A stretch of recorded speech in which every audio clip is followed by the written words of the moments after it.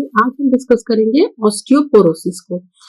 Osteoporosis जो है वो एक ऐसी डिजीज होती है जिसमें कि जो बोन्स होती हैं वो पोरस हो जाती है, क्योंकि अगर हम टर्म ऑस्टियोपोरोसिस को ब्रेक करते हैं तो ऑस्टियो मीन्स हो जाता है bones and Porus means porosity, means bones में होल हो जाते हैं, बोन्स बहुत ही वीक हो जाती है।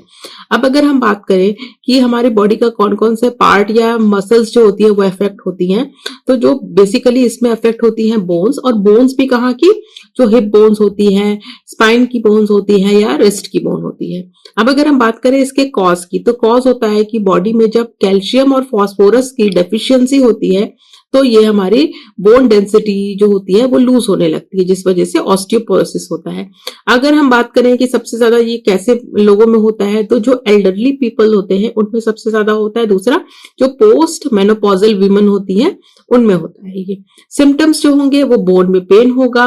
बोन बहुत जल्दी जल्दी फ्रैक्चर होने लगेगी, और इस वजह से क्या होगा कि जो बॉडी जो होती है वो एक तरह से झुकने लगती है, जिसे कि हम लोग बोलते हैं स्टूप्ड पोस्चर, यानी कि बॉडी जो झुक जाती है। रिस्क फैक्टर जो होगा वो इसका हो जाता है, जैसे एजिंग हो गया, हार्मोनल इम्बैलेंस हो गया, लो एस्ट्रोजन हो गया, तो ये कुछ इसके रिस्क फैक्टर होते हैं।